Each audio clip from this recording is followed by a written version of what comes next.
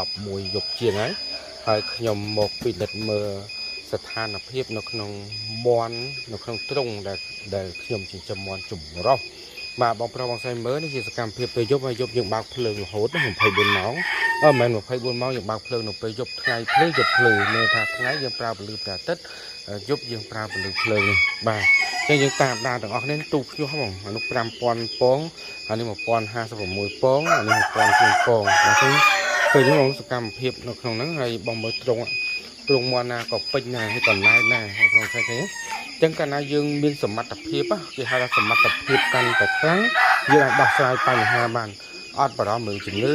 អត់បារម្ភរឿងមន់ឈឺទេចេះព្យាបាលដល់ខ្លួនឯងចេះសំចំណីដល់ខ្លួនឯងចេះដាំចំណីដល់ខ្លួនឯងចេះរបៀបធ្វើបាទផ្នែកការចិញ្ចឹមមន់ខ្សែនិងបក្សីដល់ខ្លួនឯងអញ្ចឹងទំនុកចិត្តខ្ពស់បងប្រុសស្រីមើលពេញអត់មានត្រង់ណាតណេទេណាបាទអត់មានត្រង់ណាតណេទេគឺពេញតែម្ដងណាបាទនៅក្នុងឥឡូវយើងមកមើលផ្នែកខាងនេះទៀតមកមើលផ្នែកខាងនេះទៀតក៏ពេញដែរបាទមកមើលផ្នែកខាងនេះទៀតក៏ពេញអត់មានត្រង់ណាមួយតណេទេគឺពេញទាំងអស់ណាបាទគឺពេញទាំងអស់បាទហើយយើងលក់រាល់ថ្ងៃយើងបញ្ចេញរាល់ថ្ងៃបងប្រុសស្រីមើលណាពេញទាំងអស់នៅក្នុងត្រង់មួយអត់មានត្រង់ណាតណេទេគឺពេញទាំងអស់បាទមើលសិតតកូនមន់នៅញាស់ប្រូតព្រៀងព្រួននេះបាទកូនមន់ញាស់ពេញហើយនៅខាងនោះក៏មានណាបាទនៅខាងនោះក៏មានដែរពេញទាំងអស់ណានៅខាងនោះក៏មានដែរជិត10ទ្រុងគឺពេញទាំងអស់បាទអញ្ចឹងបងប្រុសបងស្រីឃើញហើយសមត្ថភាពគឺពិតជាសំខាន់បាទអញ្ចឹងយើងពង្រឹងសមត្ថភាពយើងអាចរៀនជាមួយកសិដ្ឋាន400ឬក៏ពង្រឹងសមត្ថភាពជាមួយកសិដ្ឋាន400ទោះបីមកផ្ទាល់ក្តីរៀនតាមអនឡាញក្តីគឺយើងនឹងមានសមត្ថភាពប្រសើរឡើងកាលណាយើងមានសមត្ថភាពប្រសើរយ៉ាងទំនុកចិត្តយើងហ៊ានធ្វើធំជាងមុនយើងច្បាស់ជាងមុនមានទំនុកចិត្តដល់ខ្លួនឯងនៅក្នុងការធ្វើការងារនេះបាទចានេះមិនមែនមានតែមួយត្រង់ហ្នឹងទេណាបាទយើងនៅមានត្រង់ផ្សេងទៀតបាទឥឡូវយើងទៅតាមដានទាំងអស់គ្នាណាបាទនៅថ្ងៃខាងនេះយើងទៅតចេះហើយនេះជាសកម្មភាពពេលយប់ណាបាទខ្ញុំថតចែកម្លែកជូនឃើញនៅខាងនោះក៏មានត្រង់ទៀតដែរណាយើងទាញខាងនោះ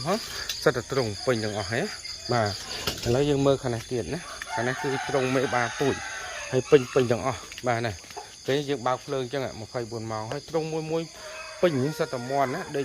ពេញតែម្ដងបាទអញ្ចឹងយើងចូលទៅមើលទាំងអស់គ្នាកុំឲ្យថា